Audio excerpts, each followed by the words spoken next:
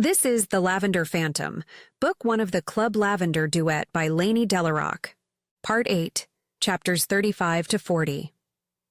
For previous chapters or to start from the beginning, navigate to the playlist titled The Lavender Phantom on this channel.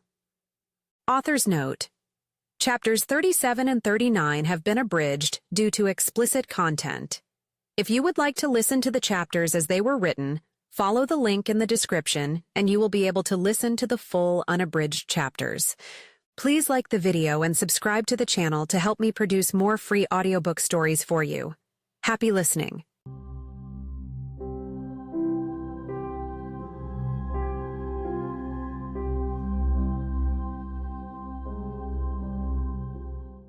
Chapter 36. The nightingale is dressed like before, as a boy off to a private boarding school. Suspenders, shorts, and a white shirt. He looks like everyone's dream son. I wince at the thought of his upbringing. Lavender is not a place for kids. Penelope's gown, on the other hand, is made for sophisticated parties. This underground gang gathering doesn't suit the long, sleeveless mirage that is her dress.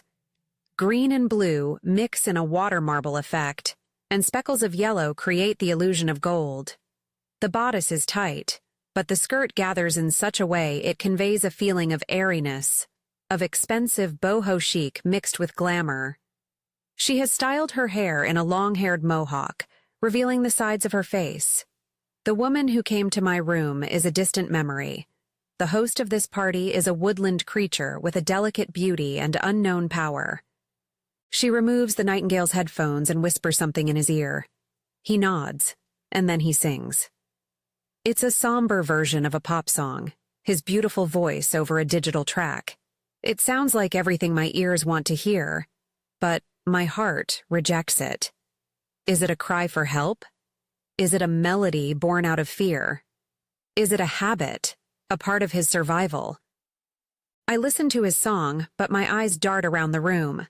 In the dark, I see men and a few women, dressed anywhere from casual to formal, sitting around tables, drinking from tall flutes. Where are Lavender's teacups? An ache starts in my stiff neck. Valerie is nowhere to be seen. Brad leans on a far wall, his arms crossed in front of his chest. He looks every bit the bouncer he is. 3 minutes of soft singing pass quickly, and before I know it, the bright lights are back, and the party music's volume amps up again. Penelope leads the boy away from the stage to a dark corner where she pulls out a chair and sits him down. Whispering something in his ear, she runs a hand through his hair. I narrow my eyes. Is it care or possession? Is it familiarity or ownership? She replaces his headphones and pinches his cheek. For some time, waiting staff brings drinks and food around, and we stand like statues next to the stage. As my feet start complaining, I relax. If this will be it, if we are just displayed for people to ogle, I can take it. After another loud techno song ends, the music dies down again. Penelope strides to the front, her hips moving enticingly like the legs of a lioness on the hunt. Valerie has appeared behind the nightingale. She wears a dress too simple for her usual style, a plain dark blue tube dress that looks like it was designed to be invisible next to Penelope's show-stopping gown. The audience starts a slow applause as Penelope waltzes toward the stage. Is there a need for such theatricality? Can theatrics hide what is undoubtedly a bunch of criminals about to commit more crimes? Thank you, she says, and the clapping dies down. It is a tradition on this day that we satisfy our most carnal needs, because every one of us comes from a place where we've been denied who we are. We are justice fighters, vigilantes, business people. We find weaknesses in our city, and we fix them. We create strength. We are loyal to each other and protective of our own. We are the jesters. The applause is deafening. Penelope beams, her arms open, her chest rising and falling with the drama of her words. And what do we love most? Her last word drowns in whistling and cheering and disturbing one-word suggestions. I make out slaves, blood, and punishment. But Penelope picks out a different noun. Entertainment. That's right, Joey. And entertainment we shall have. She brings her arms down, silencing the crowd. Did you know that in the olden times, the jesters would make fools of themselves in front of the king and the nobility? That was their job. Tonight I say we flip the script. Tonight the nobility shall entertain us. Here we have some of the birds of lavender, many of whom you've met. She gestures toward the two ends of the stage where Tanya and I and the others are displayed. A slight shake starts at the back of my knees and moves up toward my torso. We also have our nobility. You all, me, and my sister Miss Bergamot over there, and Baron Brake in the corner. His other half, Baron Fast, is recovering in a hospital from injuries he sustained in the line of duty. A round of applause for everyone. Brad waves, his face beaming. My upper lip twitches in disgust. The crowd slaps their hands like there's no tomorrow. And lastly, I want to welcome someone you might remember as your leader just years ago. The lights go out. I hear rustling, then soft cursing. The voice is familiar. When the spotlight turns on, I already know who will be the next person on the stage. Earl Grey, Penelope announces, her voice dripping with mockery. The crowd boos and shouts insults as Damien is tugged forward on a silver chain, his massive chest on display like he is a circus animal. His hair is slicked over one side, his trousers are a blinding silver so unlike him. His usual easygoing charm is hidden beneath layers of glitter. He looks ridiculous, but I can't help sliding my eyes up and down his body. I bite my lower lip, remembering him in bed. Please, everyone, don't be so mean.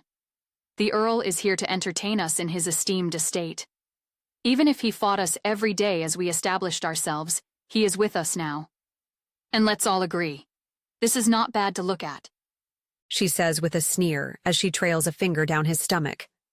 Relax your face, Tanya whispers and pulls my arm. I look at her, confused. Who is she to touch him like that?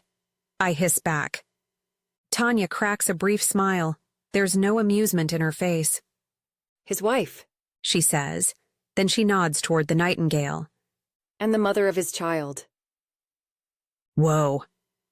What a mess of a family.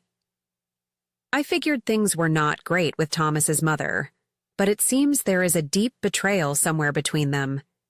Did her actions give rise to the Lavender Phantom? Damien's face is placid, as if he has forcibly stripped all emotion from it. In a sudden bout of possessiveness, I want to rip Penelope's arm off. This remains a vivid image in my mind as she leads him by the leash to one chair on the stage and pushes him down to sit. The chair creaks as he flops onto it. Pick your prey. Penelope says to Damien, her voice carrying through the entire room via the speakers. My heart stops for a moment, then restarts with terrifying speed. As it hammers in my chest, deafening and constant, Penelope turns opposite to the group with me and Tanya. Your choices for the night are collared dove, great tit, woodpecker, She says before swiveling on her heel and meeting my eyes. red partridge, peahen, or house sparrow. Pick quickly. The crowd is hungry to see what happens when a nobleman hunter gets his prey. Her eyes flick to the nightingale, who still sits in the back, blindfolded and soundproofed like a life-size porcelain doll. He doesn't react to her words. Damien outstretches an arm and grabs Penelope by the neck. He pulls her face toward his. She doesn't flinch, but there's a new underlying tension in the room. The audience leans in. Some put their hands on the sides of their bodies. How many guns are in this room? I choose you. Damien speaks into Penelope's mic. His voice booms around me, and I remember how nice it sounded in my ear, how hot his breath was on my face, how all-consuming his grip was on my neck. Cute. Penelope pushes him back in the chair and straddles him, lifting the hem of her dress. Damien jolts back as if her body on his is toxic and releases her. But I'm not one of the options. I will still make you happy, though. A girl in a yellow and red dress, reminiscent of a fabric mango, brings a tray with something small and a glass of water. Penelope takes the items. To prolonged entertainment. It's a blue pill. She sticks it in her mouth, then presses her lips against Damien's. From where I stand, I can see their tongues wrestle, hers trying to shove the pill into his mouth, his trying to dominate it away. Their eyes are open. Damien's hands are gripping the armrests of the chair. Do his arms still hurt? Penelope sprawls on top of him like a festive octopus, sucking up everything I like about him, tainting him. I consider tackling her away from the chair, but Tanya's grip on my wrist tightens. Is she attuned to my feelings right now, or is she just as angry? Without looking away from Damien's resentful eyes, Penelope takes the glass of water and shoves it in his face. She licks the edges of her mouth as she tips the glass between his parted lips. He coughs, but she puts her palm on his face, a wicked grin painting her features. Damien swallows. The crowd cheers. My stomach rolls at this idea of entertainment. How is it fun when someone has to be traumatized for their enjoyment? It is revolting. Choose. Penelope repeats and removes her hand from his mouth. He gets into a coughing fit, but he doesn't spill anything. The blue pill is gone. After Damien calms, Penelope whispers something in his ear, muffling the microphone with her hand. The audience cheers again, agitated. I keep my eyes on Damien, whose face goes through emotions like a bullet train. Confusion, shock, anger, and then worst of all, fear.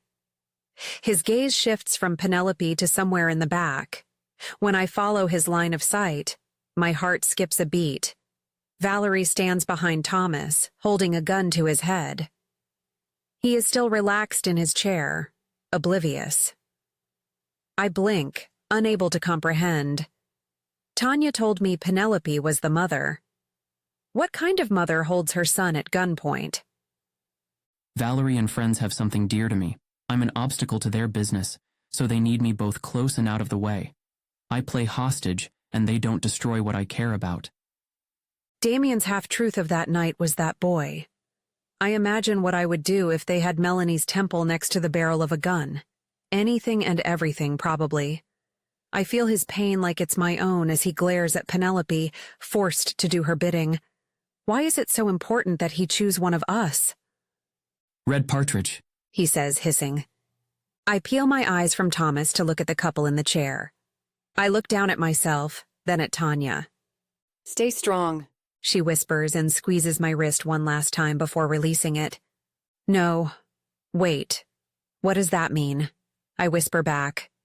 But my words are drowned out by whistles and catcalls. Penelope dismounts Damien and strides toward me. I can't read her expression, but I'm sure she can read mine. Damien and I will be tortured together.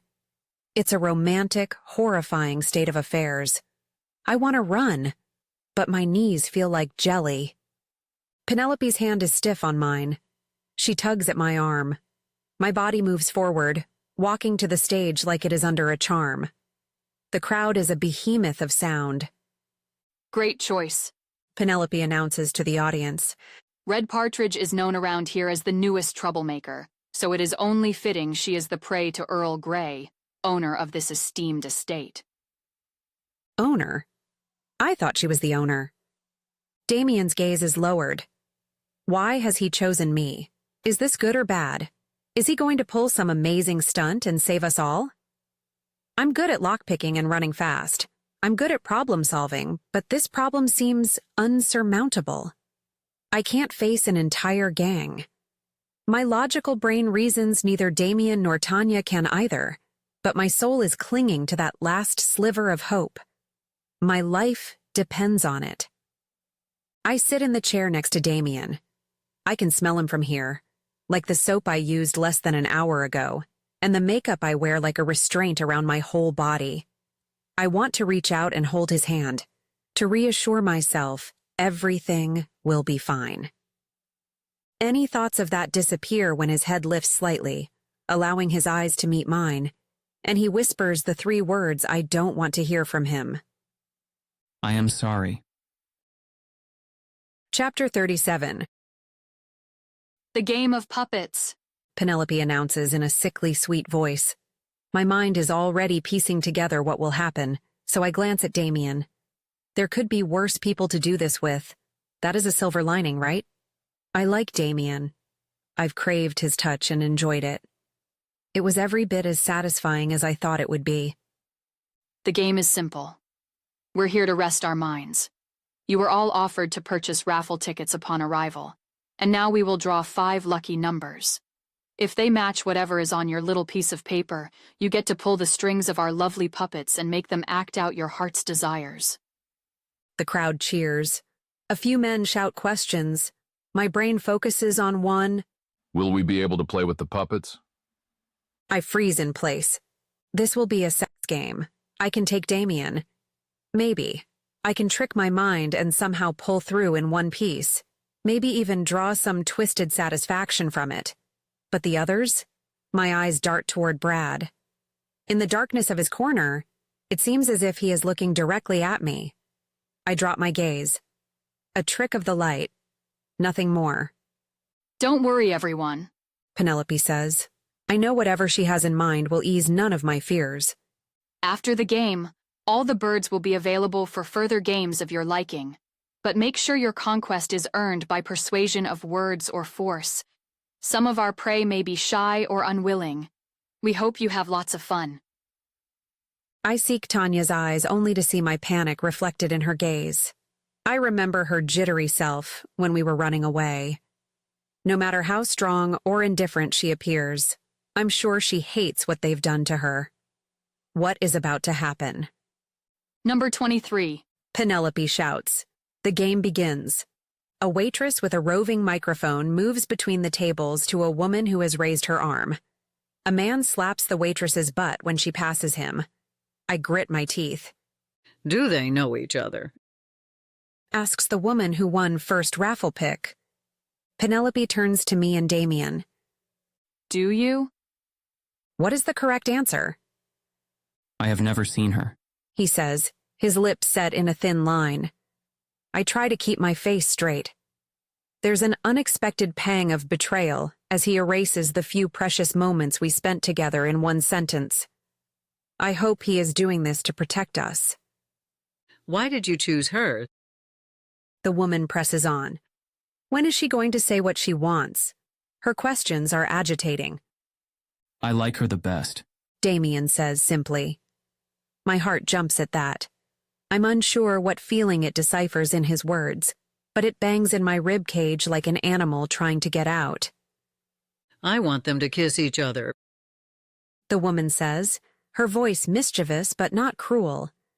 I contain a sigh. Kisses are simple.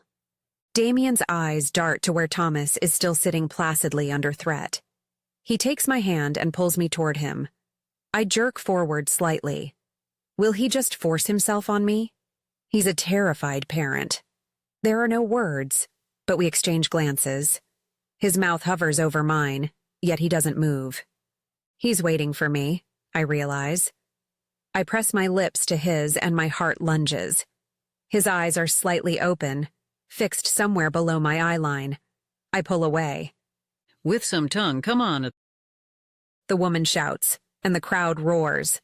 Damien puts a hand at the back of my head, stilling it long enough to plant his lips back on mine. His tongue slides in, and I let it twirl with my own. I can taste his fear despite the gentleness of the kiss. I would enjoy it if we weren't doing it for Penelope and her entourage of shitheads. I'm impressed by Damien. He manages to care for me and Thomas at the same time. I barely manage to look after myself or Melanie, let alone keep my focus long enough for both of us to be well. He lets me go and turns to the crowd. No, not to the crowd. He's looking out for his son. In this moment, I see him. Really see him. He's not looking at me, and that makes it easier. The crooked outline of his body, The strained muscles, the rigid face, the crease between his brows, the hands balled into fists. He's scared and helpless. Like me, he is fighting alone. I pity him for being in this situation. Very sweet. Penelope says. Now that our puppets have gotten to know each other a little better, how about we kick this up a notch? Let's make it steamier. Number 12. What does your heart desire? Number 12 is a young-sounding male right behind the spotlight. The darkness hides his face.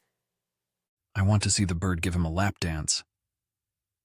The music changes under the appreciative roar of the audience. It's a dirty hip-hop song with a steady rhythm. I get up and look at Damien. I've never danced for someone looking so unhappy. I've never forced myself on anyone. I sway lightly to the beat while I think about how I can fulfill the task and let no part of my body touch his. Consent goes both ways. Get on with it. Someone shouts. I turn my back to the audience as I body roll to the beat. Despite doing ballet for years, I was never an excellent dancer, and the high-stress situation doesn't help. Just relax, I tell Damien. I'm on your side. She's threatening my family, He says. I'm so sorry. I lean toward him and shake my ass at the crowd. I hear whistling. It makes me feel disgusting. Don't be sorry. We'll make sure the Nightingale is safe together. I don't want to do these things with you here. He whispers back. You deserve better. I agree. But we need to survive this. Try to enjoy the ride. He shakes his head. I don't want to give them anything. I understand him. I really do. But I see no other way out than to indulge them and hope they will let us leave. I turn round and lower my pelvis to his, moving side to side, propped on the armrests, but not touching him. Down, down, down, the people around chant. I lower myself farther, scraping against his silvery pants. He tries to shift away to hide what I've already seen. He is painfully hard under me, probably because of the pill Penelope forced on him. I have some hope that some of it is due to my lap dance, but I can see he hates it. He wants me to stop. The song is still booming, and the crowd is cheering. So I stop rubbing on him and lift myself up again. I'm not going to continue this without his consent. If he can listen to my silent responses to him, so can I. I resign to my fate and twirl around the chair, giving him space. The crowd boos, but I don't care. Fuck them all. Damien and I need to be a team from now on. We're both weak, so we need to be strong together. Well, not all of us are born dancers. Penelope says when the song finishes. The comment adds another facet to my anger toward her and her deplorable guests. What the fuck more does she want from me? If I could, I would have attacked her by now. I would have clawed at her face, would have tackled her and smashed her head against the floor. But I'm one small fish in a sea of monsters, so I stay angry and motionless. Number 29. Share your desires with the family. She says, holding a piece of numbered paper. I want the other birds to strip them both naked. Number 29 says. He sounds older than the rest. My eyes drop to the floor. There isn't a lot to strip off either me or Damien. With a wave of Penelope's hand, the others around us move like a slow tide of dejection. The girls flock to Damien, pulling him to his feet to stand upright. I tremble in my chair as I watch Brad leave his dark corner and stride toward the stage. Why is he coming? He's not a bird. Why? One of the younger men, Woodpecker, I think, offers his hand to me, visibly uncomfortable. I take it and stand up. The other boy stays with Damien. Tanya stands between us both, unmoving, as if unable to decide. I mouth, "Come here." She shakes her head but drags her feet toward my half of the stage. Brad has no issues deciding who he wants to torment. The wide smile on his lips is disturbing. I take a step back, shifting the chair backward. The crowd cheers. Nowhere to run, Red Partridge. He pulls me forward and slides behind me. His icy hands are on my shoulders, pressing me down. I stand straight, trying to keep the last of my dignity as he rips the chains away from my body. Tanya's sorrowful eyes meet mine while she carefully removes the pasties from my nipples. The glue pulls on my staples painfully, and I hiss. My thong slides down my hips. "Step," says the young man, as if I'm a child he's changing. I let him take them off. What is the point of fighting? Brad presses himself against me, his fingers fisting in my hair. He can pull me, push me, move me around like a puppet. Instead, he just looms behind me like a wicked creature that can pounce at any moment. The audience claps, excited at how the game is going.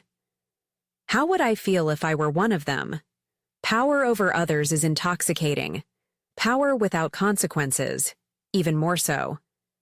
But a desire for justice moves in my veins, carried in my blood like oxygen. I will make them all pay, if it is the last thing I do.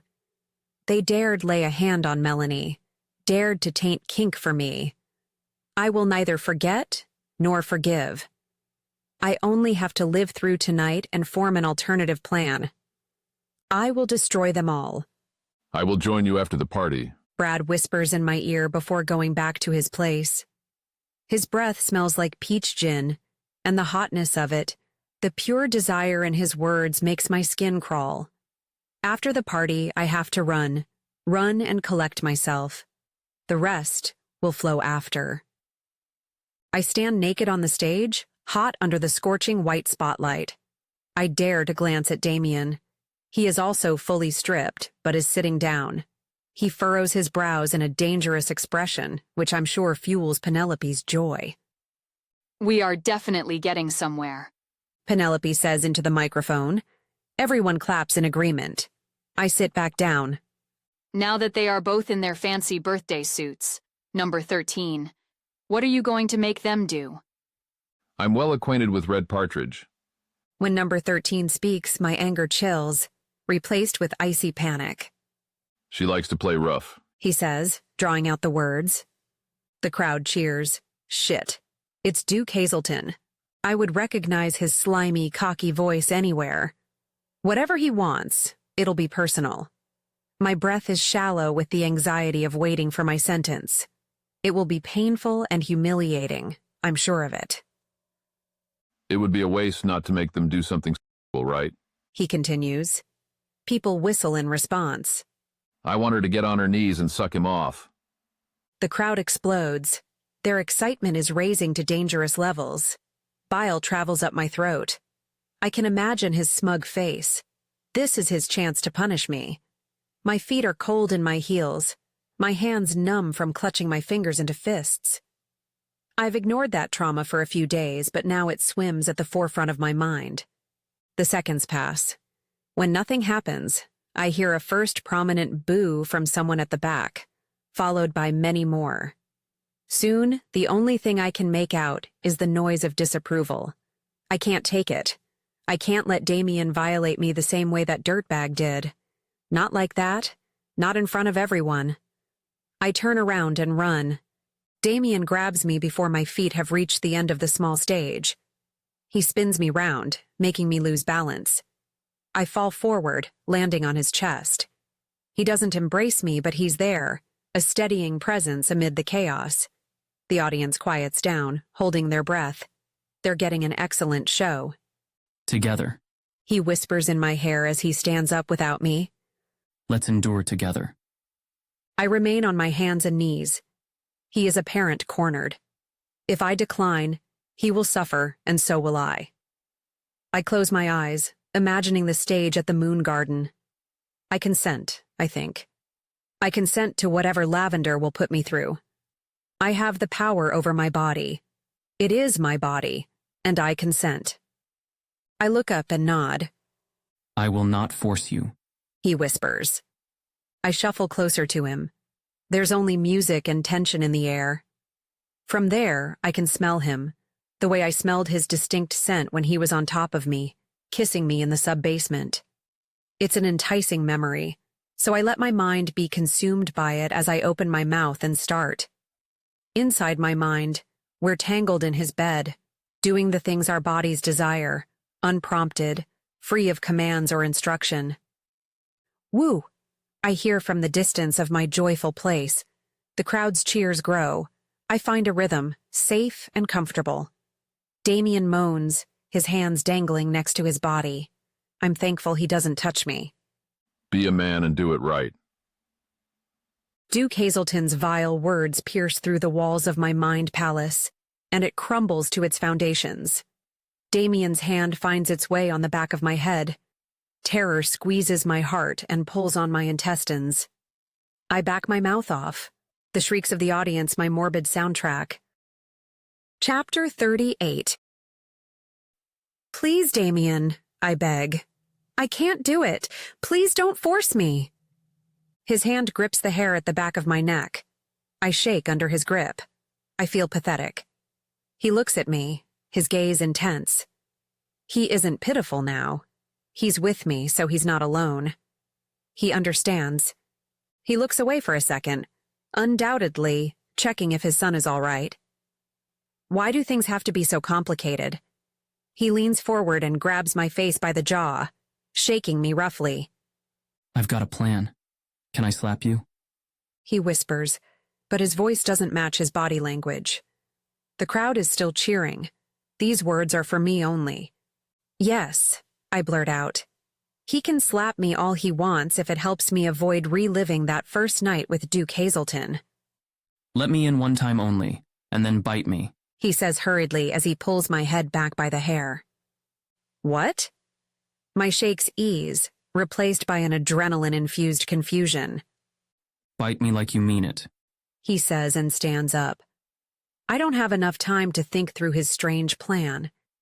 He pushes my head forward, angling his hips and shoving his cock all the way to the back of my throat. I cough from the sudden onslaught. My stomach rolls, but I collect myself in a split second, and I draw my jaw closed. The hard flesh under my teeth gives way a bit, and I release. I can't maim him like that, so my bite is half-hearted. Damien hisses, then shouts something. A breath later, I land on my side, seeing stars in the bright spotlight. He must have backhanded me because my left temple throbs. I pant and cough, allowing myself to reach for the pain and hold it for its familiar comfort. The crowd is shouting, but I can't make the words. It's just a cloud of noise in a sky of blinding light. Now what? I curl up in a ball, protecting myself like a spikeless hedgehog. I tune out the outside world, using the pain as my comfort blanket. There's not much of it, however. In a few moments, the roar of the crowd invades my ears, and the spotlight blinds me despite my closed eyelids. My hands and feet tingle. My cheek scrapes against the cold floor. I smell the dust on the stage and the faint scent of my sweat mixing with expensive cosmetics. My mouth is dry, still tasting like Damien. I swallow before using one of my arms to steady myself and lift my torso up. And she gets up. Penelope's voice vibrates through the lounge like a wave of abhorrence. Well, everyone saw the man you are, Damien. You really showed her, she says with a laugh. I lift my head and tuck my hair behind my ears, braving a look around. Damien is back in his chair. Penelope is smiling, her dress swirling with her every move. The audience is excited. There are conversations and random sounds of joy. Damien has saved me from reliving my trauma. The cost of another bruise on my cheek is nothing. I half appreciate it, half dread the last draw of the raffle. I want to run, but I'm trapped in a room full of predators. After that magnificent display of manliness, I think we are ready for more, Penelope announces as she sneers at Damien. His eyebrow twitches, but he betrays no other emotion. His eyes are trained on the nightingale. Valerie has disappeared somewhere, so Brad is now holding the gun loosely behind the boy. Number 3. Penelope continues. You're the last winner of our raffle. Think hard about what you want. It has to be spectacular. The waitress with the microphone runs around to the back, a woman dressed as lavishly as Penelope speaks. They should I guess, she says sheepishly. The crowd explodes. It's the loudest it's been. This is the culmination of their game after all. I search Damien's eyes. He is frowning, but it's unlike his raging, fearful grimace. It is thoughtful, playful Damien. If he's brewing some plan, then it means that maybe this last request will be manageable. He pulls me to my feet. I almost fall down, my legs betraying my balance. But I stand upright, and he stands behind me. His arms reach around me in a half hug, one across the top of my chest and another on the side of my arm. He lowers his head to mine. Can you do this? I'm panting in his arms. If he weren't holding me, I would have collapsed. Despite this strange fragility, I find the strength to answer. Yes. I barely move my lips, afraid I will alert the audience that we are up to something. I'm not sure what he means by this, but if it's fun, I can take it. Together, we are strong. You know what? He whispers in my ear. Let's give them a show. He spins me around, blurring the outlines of the room in my eyes. Only look at me. He says as he puts a hand on my neck and pulls me toward him. The little tension on my jugular excites me, reminding me of the night we shared. But we hadn't then. This is unfamiliar territory, and we are breaching it in a high-stakes situation. I tremble under his gaze. Only listen to me, he continues. I put my hands on his chest. The crowd quiets as if they have drawn a collective breath of anticipation. Only feel me. His mouth crashes into mine. This is a kiss. My lips part, eager to let his tongue in, appreciative of being recognized. I moan against his mouth. He pulls me closer. I close my eyes, hope blossoming in my soul. It's both like the most beautiful flower and the peskiest weed. I want him, all of him, right now. I want something good out of this shitty situation. But I don't want to be the one responsible if something happens to Thomas. I will never forgive myself if I let another child get hurt because of my carelessness. He breaks the kiss long enough to tell me his last instruction. Fist for yes and open palms for no. Am I clear? His voice is a tingle traveling from my chest to my pelvis. The submissive in me awakens. There's no need to hide, no need to protect myself anymore. In this simple moment, I only have to let go. I have to relent to whatever he will do. I have to trust he knows what he's doing both for me and the nightingale to survive. I have to surrender. Chapter 39.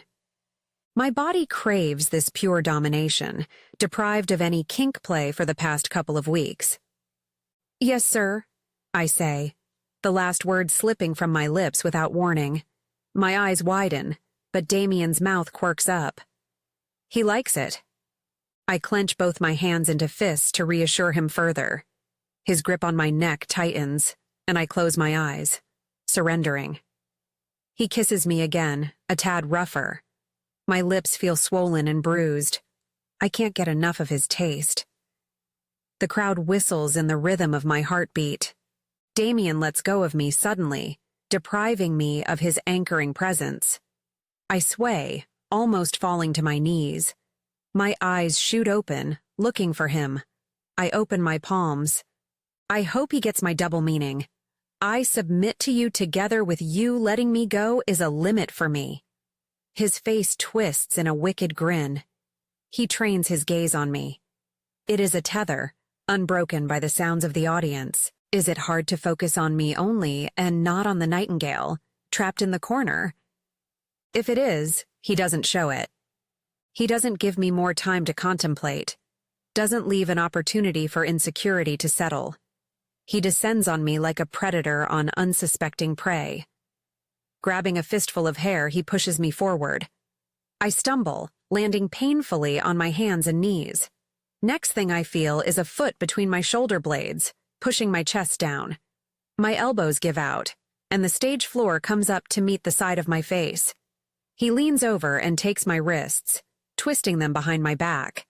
I let out a breath as he gets me into a humiliating but familiar position. The only thing missing is the rope. This seems to please the crowd too, as they cheer with my every wriggle. I look up, morbidly interested to see Penelope's expression. She is his wife, right? Separated, hating each other, but for some reason still together by law. What will she think if her husband fucks another woman in front of her? I ball my hands, making sure Damien does not confuse my curiosity for unwillingness. The spotlight is bright in my face, obscuring everything a few feet from the stage. Damien has placed me to face forward, concealing my nakedness from them. One of his hands is still clutching my wrists in place, the other fists in my hair again. He pulls, making me look farther into the darkness behind the blinding light. My eyes blur, the skin of my neck stretched over my trachea. I cough, my entire body jerking with effort. Damien releases my head only to switch his hands on my wrists. I hear a belt clanking, then it's wrapped around my arms. Confused, I look back. Our clothes lay scattered around the stage. No one has bothered to take them away. With a sweep of his body, he binds the tops of my arms in place. I whimper but clutch my hands. Wetness pools between my legs, my thighs trembling in anticipation of his next action. When his foot lifts off my back, I take my deepest breath of the night. There's something deeply calming about being pinned down to the floor by someone you trust enough not to destroy you. It's been weeks since I've had the chance to release my grip on the now and just be. As Damien moves behind me, his body scrapes against mine. I recognize the precise movements of someone trying to make their physical presence around you known.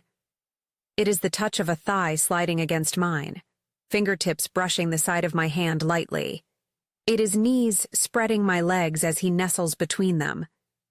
The feeling makes me clench every muscle in my body. For the first time in ages, it's tense because of the delicious anticipation of pleasure, in whatever shape Damien delivers it. I bend my spine, lowering myself farther to the ground. He puts his hand on my butt and squeezes, making me jolt. Then, he lets go and brings his hand down fast and hard, the slap echoing around me. The crowd I've pushed to the back of my senses shouts with unsullied delight. My body jerks slightly with every following hit. My flesh heats under his palm, and I revel in the pain each new strike brings. That he only hits one side is excruciating in an annoyingly tantalizing way. I squirm around him, a little smile painting my lips. He moves behind me, dipping into my pleasure. Stop teasing us. Penelope's voice booms around us. Get on with it! Everyone cheers and whistles after her words. But is that bitterness lacing her tone? I hope she is jealous. I hope that she is seeing how her desire to punish both Damien and me has led to our mutual gratification. I'm enjoying that irony. Damien doesn't seem to mind her words, and he keeps moving in his own rhythm. He moves in and out of my thigh gap, avoiding my needy core. The audience cheers, believing he's listened to Penelope's words. Maybe it's exactly because of them that he won't do it properly. Petty victories are still victories. I clutch my hands and fists so tightly my joints hurt. I want to shout, to betray his cunning plan just to get him inside me.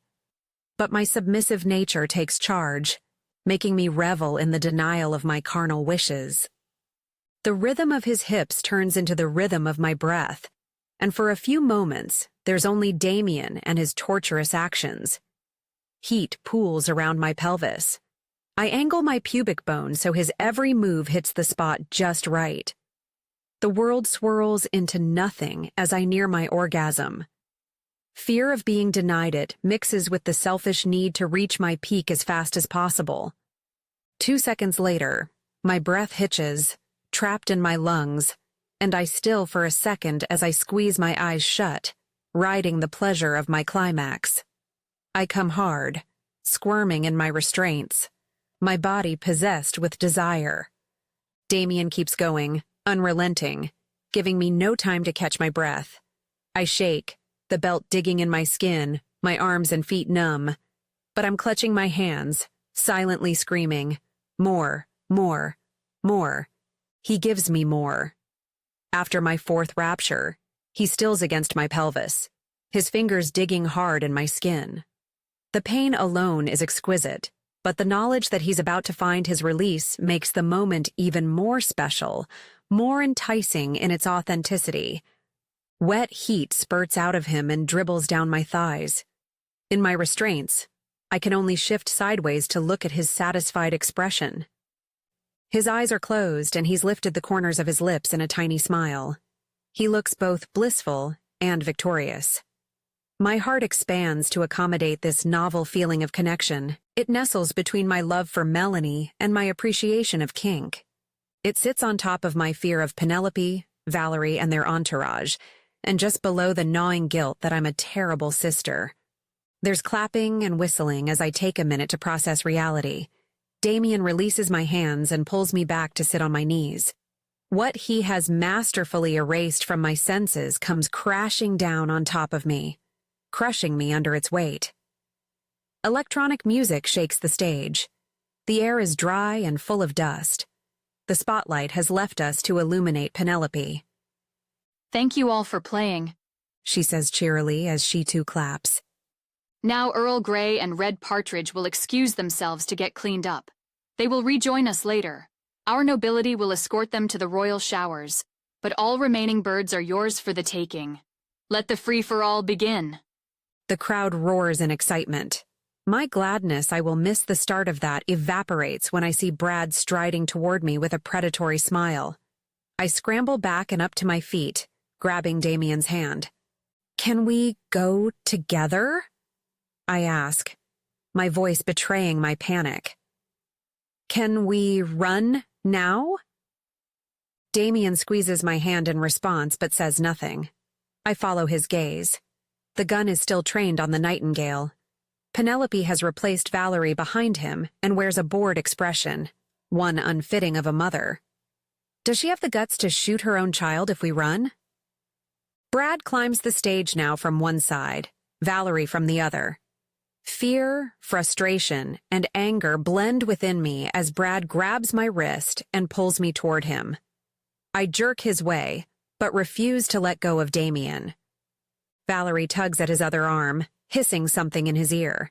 His expression changes, and his grip on my hand tightens. It is anchoring, reassuring. Brad yanks me, determined to break me and Damien apart. Damien's eyes flash with contempt. Brad returns his gaze without obvious alarm. He mouths something and puts a finger gun to his head. Damien breaks his arm free from Valerie's loose hold and puts his hand on my forearm, just above where Brad holds it. Damien pushes it down, setting it free. We're going together. He snarls as he turns to walk away from the stage with me in tow. You go together, no problem. Brad says behind us, his voice barely audible over the loud music. But then your boy goes alone to heaven. I stop in my tracks and loosen my hand in his. He's still squeezing it hard. It's okay, I say to him. I will go with him. You go with Valerie. We can't risk it. I'm sick of their scare tactics. He hisses back. His palm is sweaty on mine, his shoulders slumped. He looks both angry and defeated. I can relate. I give his hand one last squeeze before twisting my arm free from his grip. Valerie runs to us and grabs him, ready to usher him away. I lumber toward Brad. I will not be the reason another child gets hurt, I repeat to myself. Wonderful girl, He says, patting the top of my head. My stomach rolls. Chapter 40. I glance at the clock on the wall. It's 2 a.m. again. Exactly 24 hours after they prevented me from going out, I return to the staff area in the basement. Brad locks the door behind us and I swallow loudly. The chilly air of the room glides across my naked skin with every step. I keep moving, through the door, around the table, into the shower area. My brain reasons that if I don't stop in one place, he won't make his move. We walked in silence the tiny distance from the stage to the back of the bar. I glanced at him before descending the spiral staircase, and he beckoned me with his hand. And now we're here. The menace from him has disappeared, which makes me twice as alert. As I reach the inside of the shower, I stop in front of the 2 cubicles and peer into the wall. What now? Brad comes up behind me, his presence gray like a storm cloud. Get in and get clean. He says, and sits down at the edge of the room where Tanya sat before. Do you have to sit there? My question comes from an unexpected place of sudden bravery. Brad's threats from the past few days have gotten under my skin, but I'm still riding the high of my orgasms from earlier. Wash yourself so I can touch you. He says. I don't want you to touch me. I reply, the feeling of invincibility still circulating in my body. Brad shakes his head. It wasn't a question. What is giving me immunity from his unwanted advance? Is it my sweat, the streaky face and body makeup, Damien's cum between my legs? Whatever it is, I have no intention of washing it. My mind works overtime as I try to come up with an escape plan. This doesn't sit well with Brad. He picks up the cleaning hose from the far end of the room and pushes the trigger with no warning. Strong, icy water hits my chest, knocking me off my feet. I land butt first on the tiles, panting for breath. When I finally manage a deep inhale, I'm violently shaking.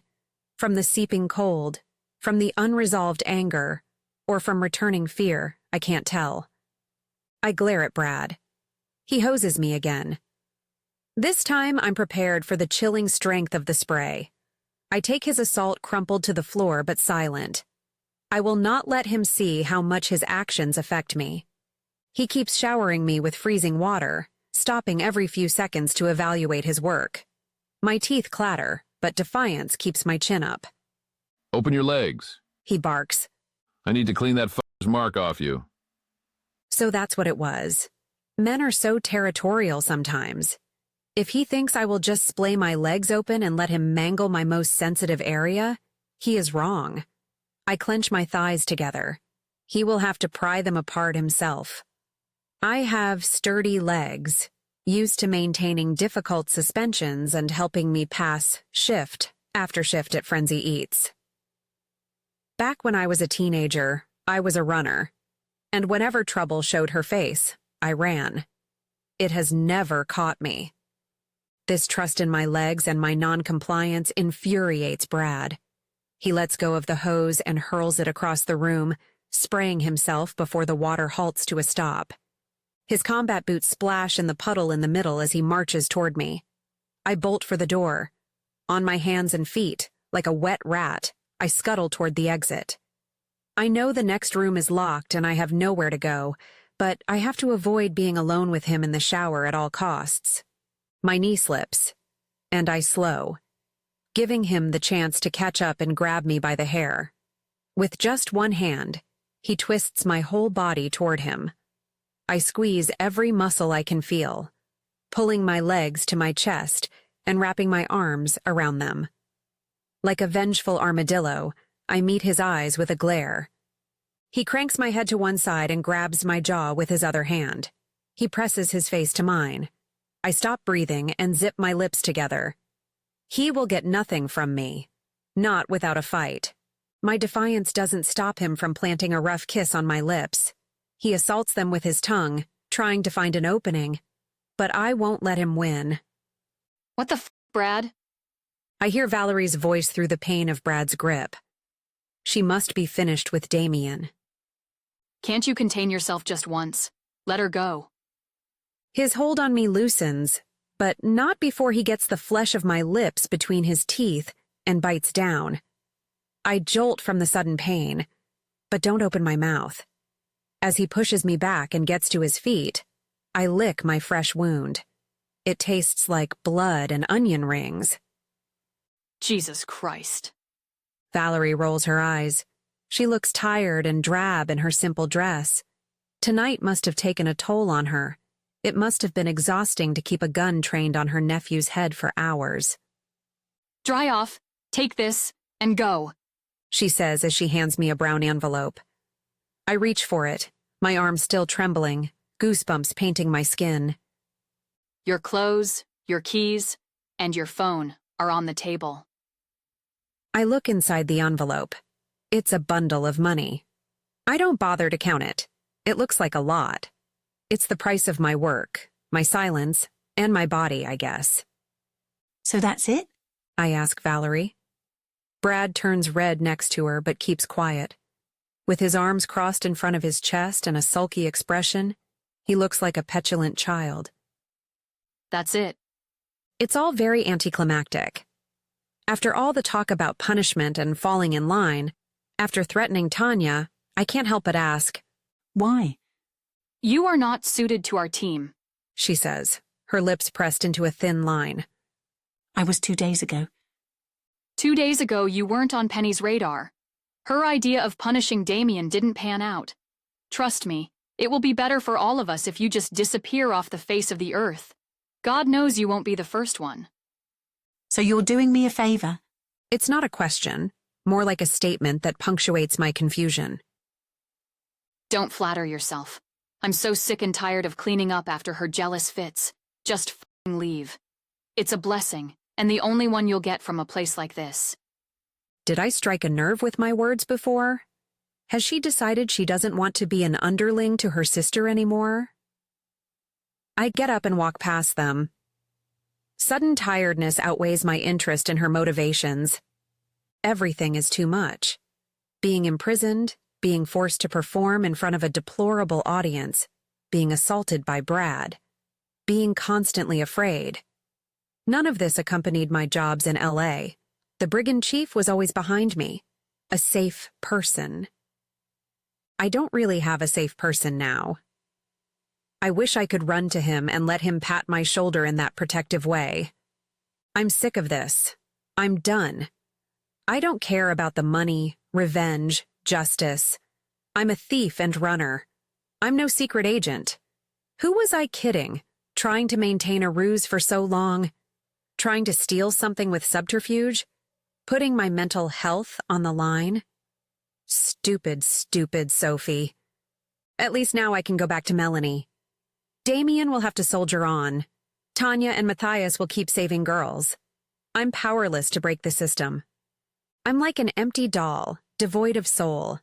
As I put my red dress back on and place my phone in the pocket of my fur coat, they sneak me out the fire door. As we pass the party on our way out, I seek familiar faces in the sparse crowd. There are few people left. I assume they have retreated to the private rooms to do their dirty celebrating. I don't see Damien, Tanya, or any of the other birds. Ben is polishing champagne flutes behind the bar, his face indifferent as always.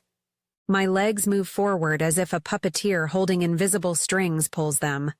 All my feelings have fizzled out, replaced by a vast nothingness.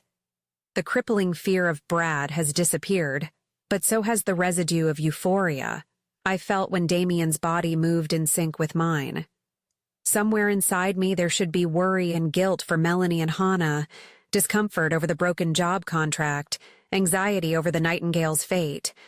But there is nothing, only numbness and forward motion. My stomach churns, reminding me it's been a day since I've eaten. I'm starving.